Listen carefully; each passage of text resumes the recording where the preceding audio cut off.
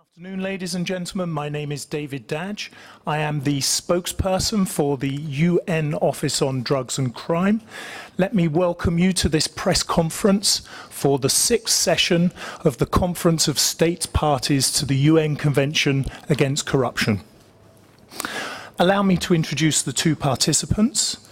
First of all, we have the Minister of Justice for the Russian Federation, Alexander Konovalov. Second, Under-Secretary General Yuri Fedotov, the Executive Director of the UN Office on Drugs and Crime.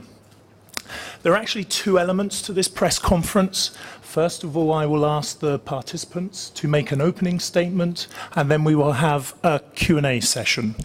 During the Q&A session, please could I ask you to state your name and also your media organization as well.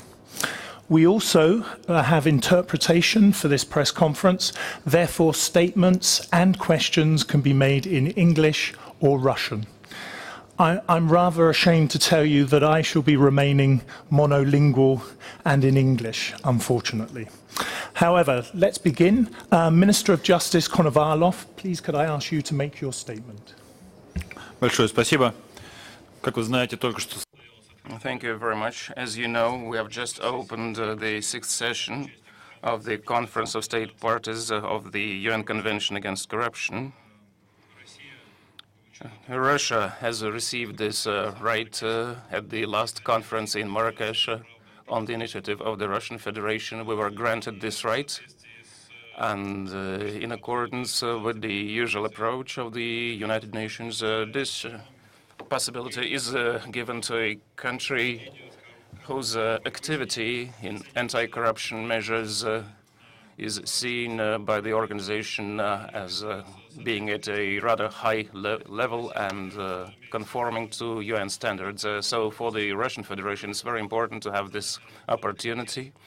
We had a national organizing committee, which I headed for the past year and a half, and we worked rather actively.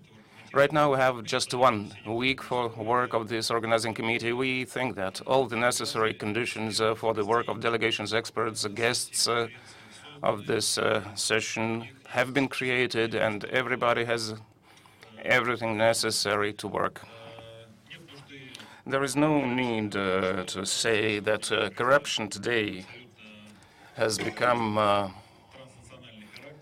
an absolutely transnational phenomenon, as most types of organized crime, and therefore fighting corruption should also be of an organized and coordinated nature and also be international. The Russian Federation is considering the United Nations, including this convention and the conference established for the implementation of the convention as the most adequate and contemporary and effective organization for fighting corruption. At every stage of the convention, in terms of finding criminals, seizing illegal assets, and the Russian Federation is cooperating and is prepared to continue to cooperate with all the participants of the convention and all international organizations.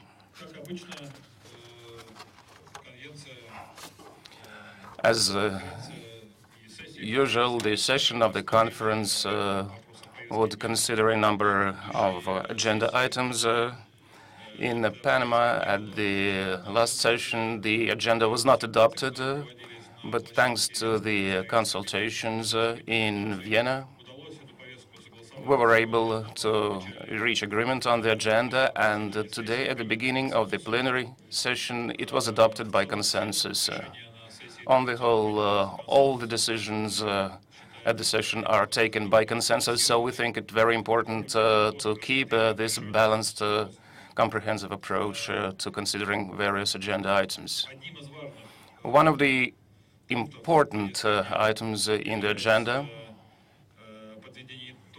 is summarizing the results of the implementation review and starting the second round of such a review. The priority theme for the conference proposed by the Russian Federation, this is the right that the host has, is the interaction of the government and private sector in fighting corruption. This theme was one of the major subjects in international cooperation in fighting corruption at the last meeting in Panama 2 years ago, and the Russian Federation traditionally pays a lot of attention to this subject, so we thought it quite useful to consider this issue as a priority. Usually, we'll have 33 special events, or side events, if you will, on the margins of the conference, where various organizations, including non-governmental organizations, will present their approaches and their programs in fighting corruption. 2 of those events are presented by the Russian organizations, the Chamber of Commerce and the Business Ombudsman. Altogether, we're planning that about 1,500 people will participate, 6 government organizations and about 87 non-governmental organizations. And of course, throughout the conference, the organizing committee will work and do everything necessary so that the participants can work with comfort. Thank you for your attention. Thank you very much, Minister Konovalov. Mr. Fedotov, you have the floor, please. Thank you, David. I just looked across this list of participants, and it seems to me that it would be more natural if I try to speak Russian, if you don't mind. There are exclusively Russian names, except few. Thank you, Mr. Fedotov. I have translation for myself, so thank you. Thank you for your understanding. First of all, I would like to use this opportunity once again to say on behalf of the UN, on behalf of the UNODC, to convey condolences in connection with the tragic air crash over the Sinai Peninsula. We have felt in your hospitable city how much and with such pain this tragedy is felt, so I would like to express my condolences once again to the families of those who died.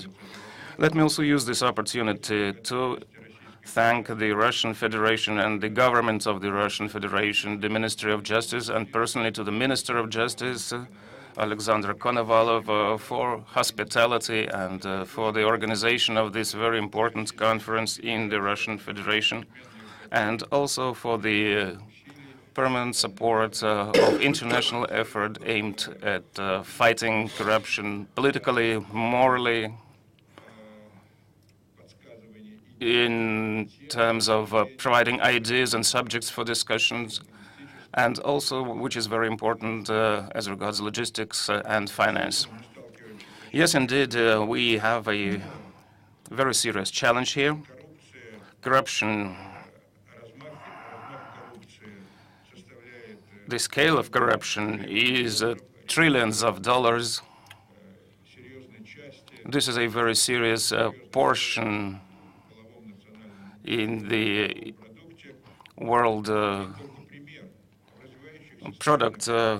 Just one example, the developing countries lose $40 billion annually as a result of corruption.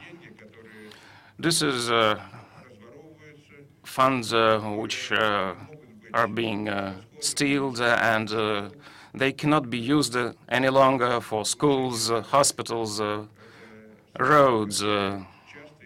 This is the funds which are very often used by transnational organized crime. The unique nature of the St. Petersburg Conference is quite clear. The General Secretary of the United Nations, Mr. Ban Ki-moon, sent a greeting to the conference. By the way, this is the first such message from the Secretary General in the history of the 6 sessions of conferences of state parties. Why has this happened? First of all, the conference takes place 1 month since the end of the Global Summit in New York in September, which adopted an ambitious new program for sustainable development up to 2030.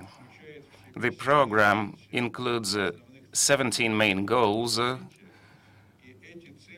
for sustainable development, and those goals are comprehensive. This is not only economic or social development goals, but also goals which have to do with the strengthening legal order, fighting crime. In particular, Goal 16 provides for increasing efforts to eliminate corruption, bribery in all their forms.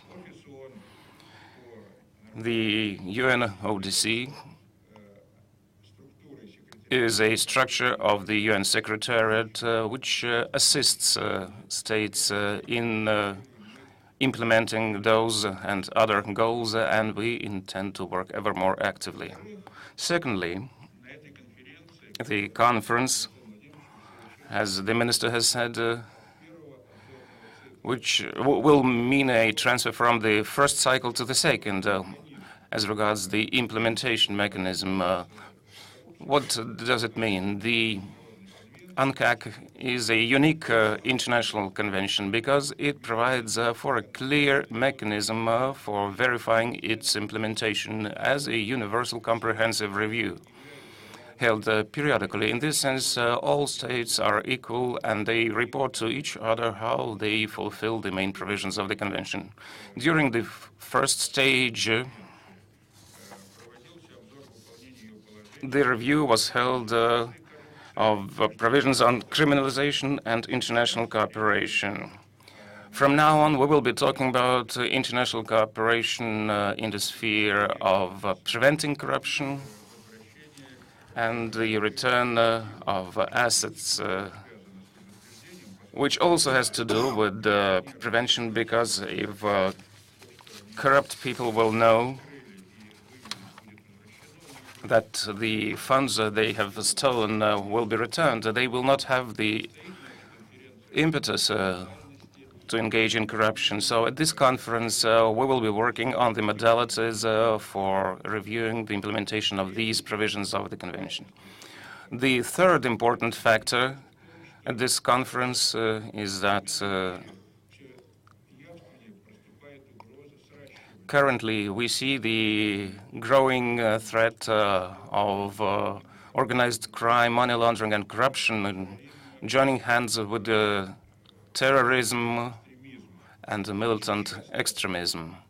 Very often, terrorist groups use corruption schemes to launder money and to finance their activity. Therefore, the task is on the basis of a comprehensive approach to work out such mechanisms and forms which will help in solving this problem and help in overcoming it. The conference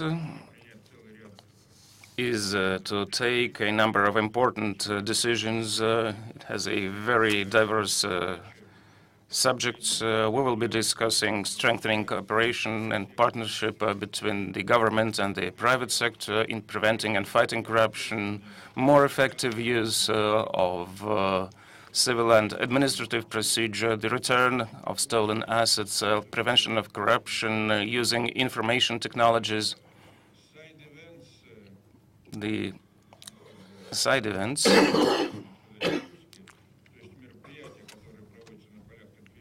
held on the margins of the conference will also be devoted to discussing subjects concerning the prevention of corruption in fighting crimes against nature, wild nature, or illegal trafficking of stolen cultural heritage,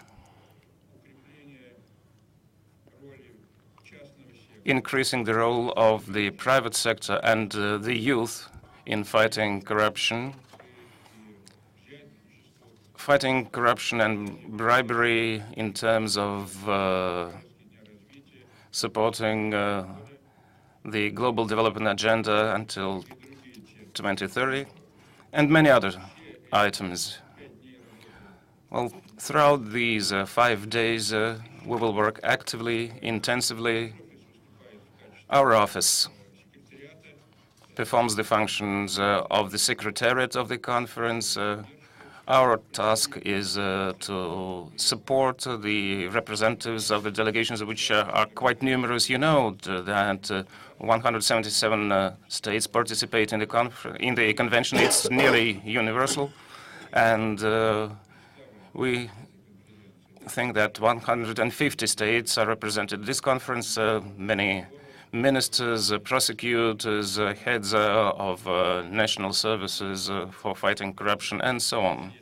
Therefore, we have every ground to believe that the conference will be successful and that its results will continue to make us more confident that sooner or later we'll be able to defeat corruption. Thank you. Thank you very much, Executive Director. We now move into the question and answer section. Once again, please could I ask you to state your names, but also your media organizations.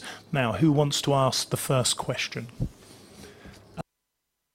The lady at the back, do you have access to a microphone? Yes, I do.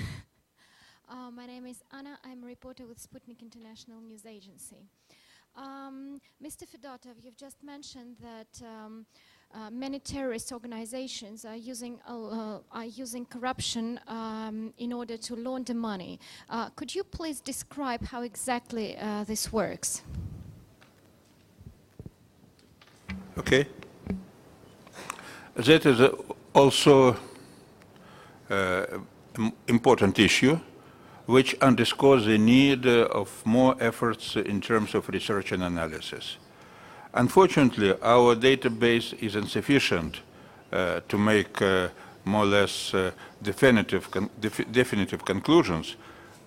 We have information, for instance, that many terrorist and extremist organizations not only using the same routes and the same tools as criminal groups involved in drug trafficking, but sometimes they're involved directly in these activities. For instance, we know that Boko Haram in Nigeria and West Africa is involved in illicit drug trafficking and kidnapping for ransoms. We know less about Middle East ISIL, but it is clear that ISIL is involved at least in smuggling of oil, in smuggling of cultural property, as well as trafficking in precursors to produce drugs, which Captagon, which can be used also to generate more benefits for them. And there are many other links.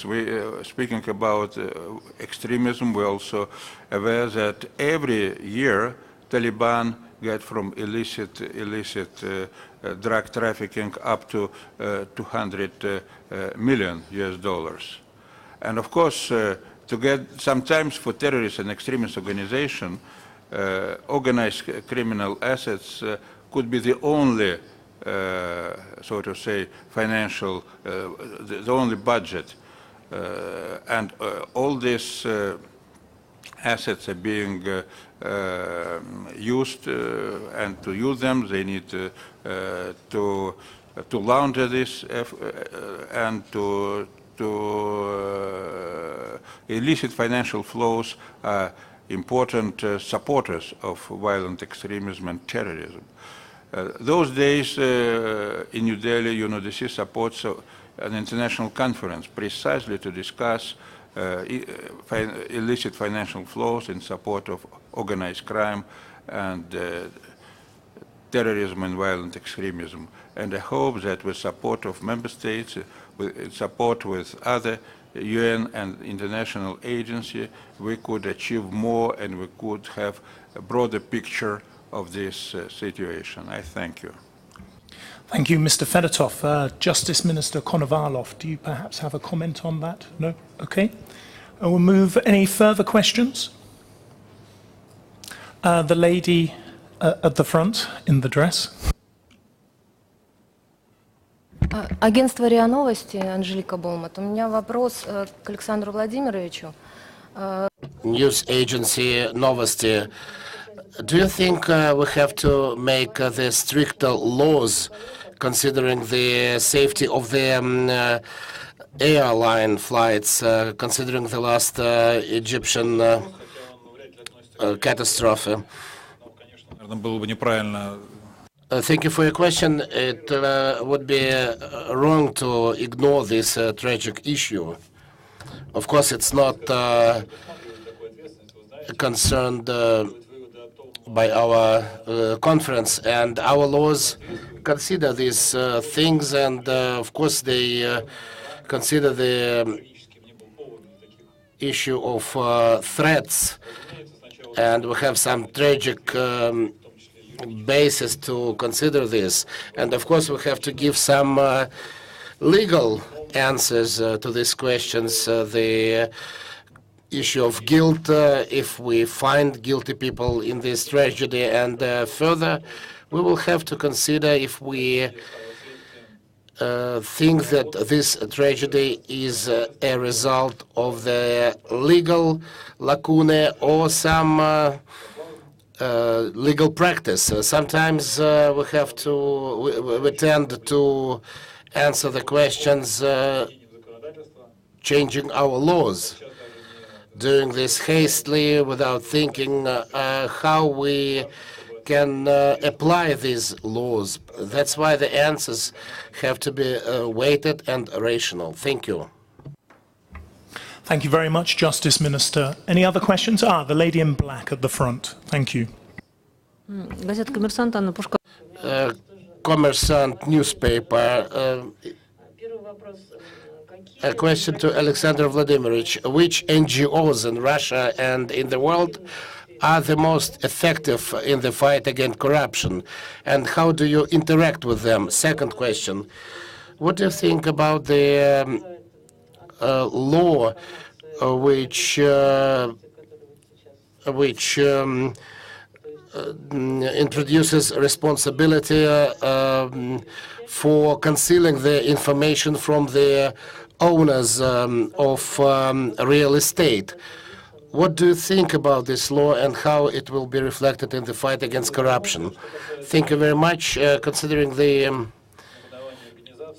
NGOs that are fighting corruption, the Russian Federation, as you know, during this session of the conference is represented by 10 of such NGOs, and this reflects the real situation and importance of this question in the civil society. Those who wanted to do that has the possibility to represent our society in considering the issue of corruption in the country. About the foreign NGOs or international organizations, we could mention Transparency International. This is the most important organization that specializes in all segments of the fight against corruption, especially those that I mentioned before, talking about the main segments of the convention, of the UN Convention. This is prevention and persecution and return of the stolen assets.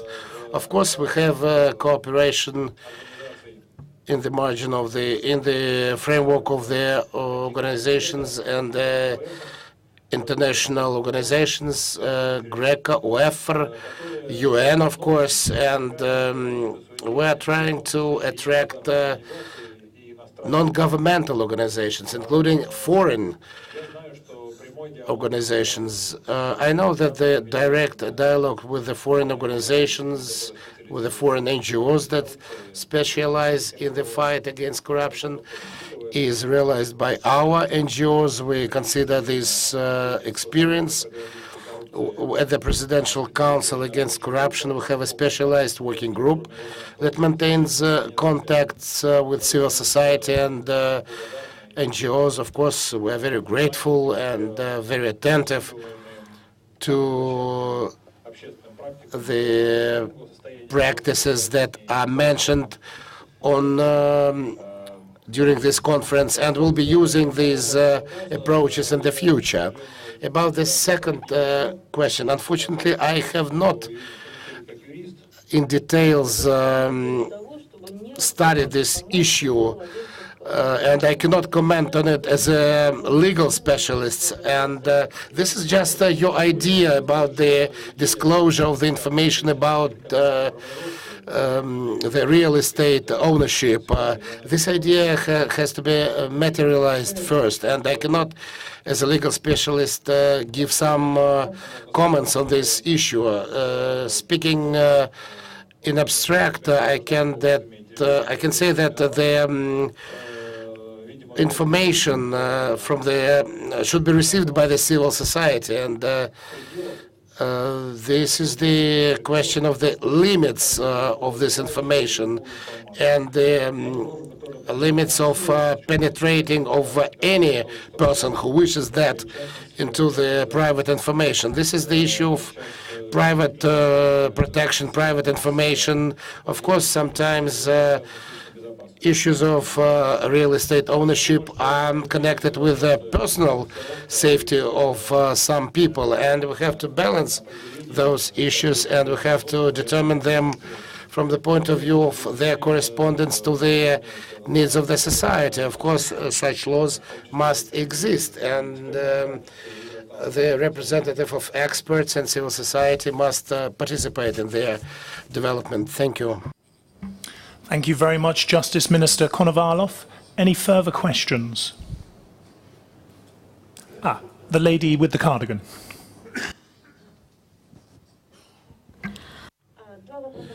Two issues, two questions.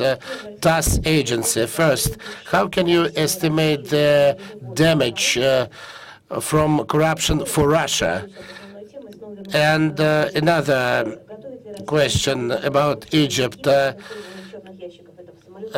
Does Russia prepare the order to return the black boxes from the air flight for aircraft? On the second issue, I will tell you that in such situation, the people who are responsible for this start to work immediately. This is a specialized organization that controls airlines, air transport, and the Committee for Investigations of the Russian Federation. You can ask them about the damage from corruption. I'm afraid I will not be able to give an exact figure because we can measure it differently. There are different methods of calculating these figures, and of course we can say that it's not a small amount. It will be different considering the methodology of calculation. What is the direct damage? Is it the volume of assets or stolen budget funds? What can we consider? Say, can we consider the damage by NGOs? I've heard different figures, and there were volumes that can be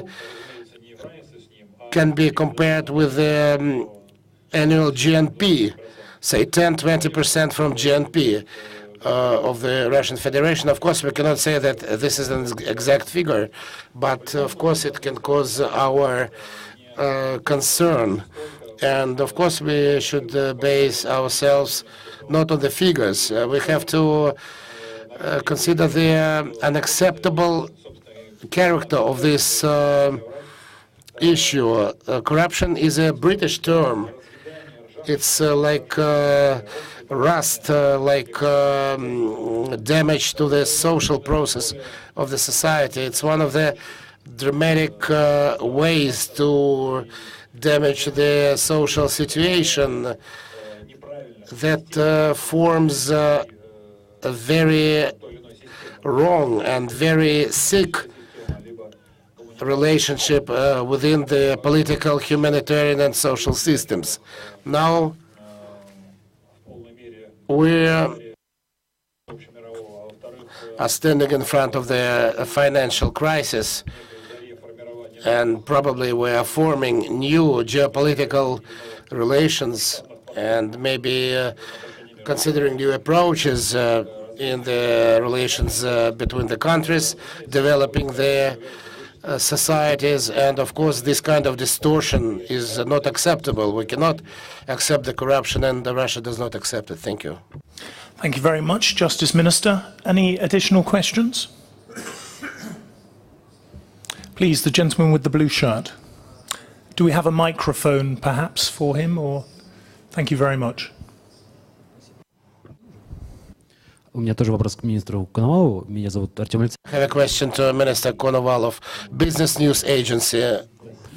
In Russia, we have lots of organizations and funds and reporters that realize their own investigation into corruption. And sometimes the stories are very loud. The watch of Mr. Peskov, the ownership property of Minister of Defense, and this information comes to the media, but there is no official investigation. Nobody says that we checked those facts, they're not true, or they are true.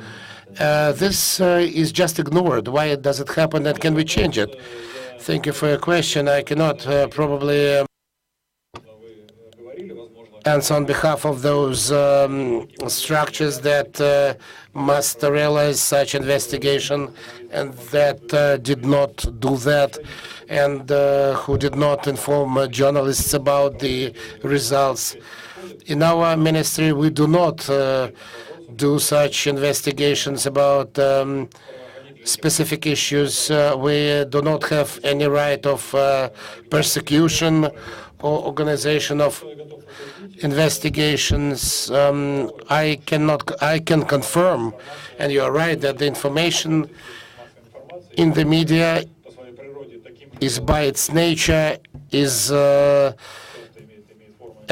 application or information about the crimes that are committed or are prepared to be committed. Of course, such information must be verified by the official organs, and there is a responsibility for refusing to verify such information or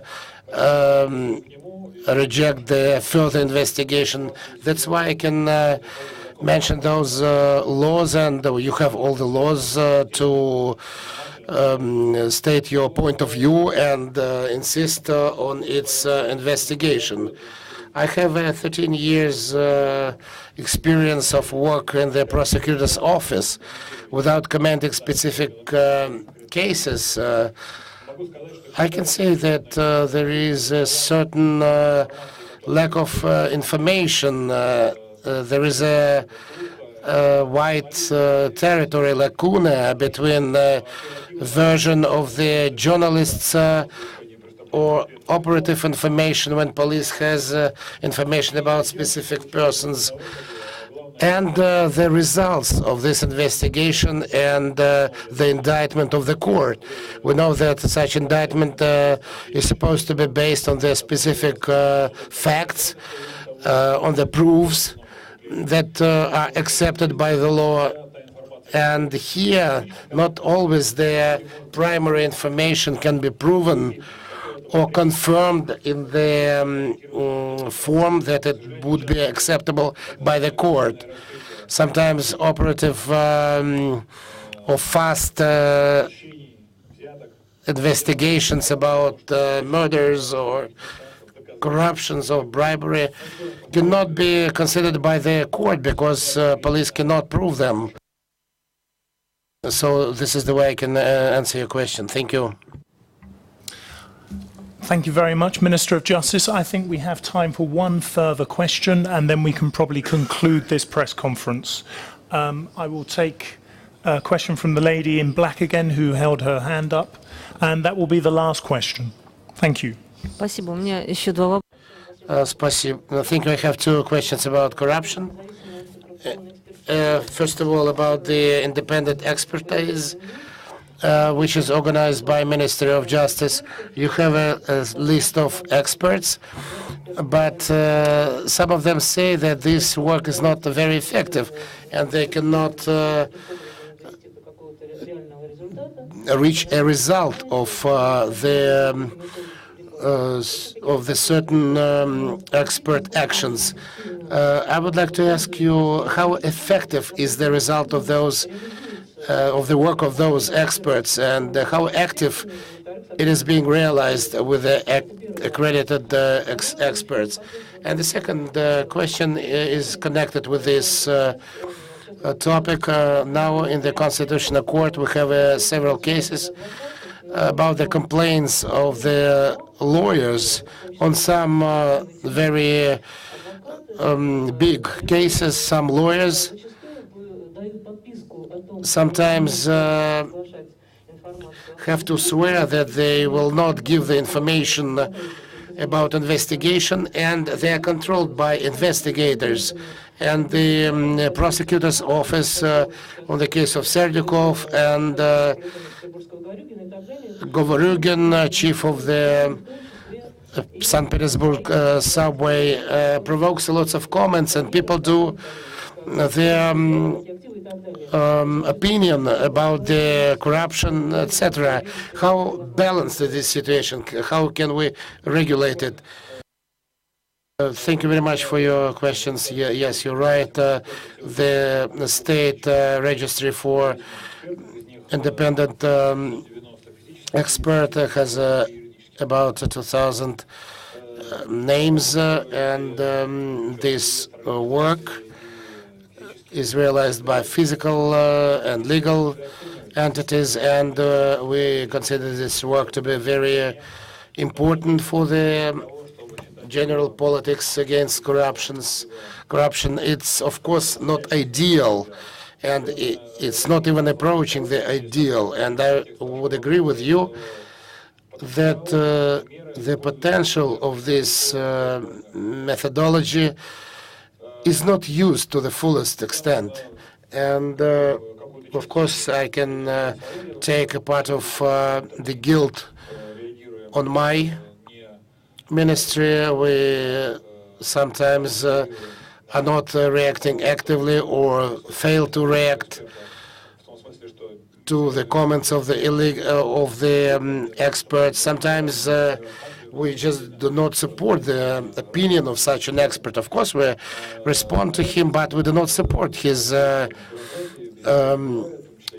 opinion. And of course, we have some bureaucracy in our ministry, of course, but I must say that very often the opinions of the experts have the character of somewhat not being far from reality. And sometimes, unfortunately, we can say it about lots of cases. They are often emotional, they have general opinion, and they do not have too much legal material in them. And I'm very upset about the fact that we cannot to the fullest use the important resource of the civil society. And I'm not satisfied that this initiative, this social approach, social need, is not always having a legal format. And this is our problem. The participation of the civil society has lots of emotions, political issues, and the practical side is very small. And this information sometimes is not taking the specific legal framework which can help indict the people who are guilty, who break the law. And I would be very happy if the independent experts would be more specific in their legal activity. We can strengthening the dialogue. Those frameworks are very important.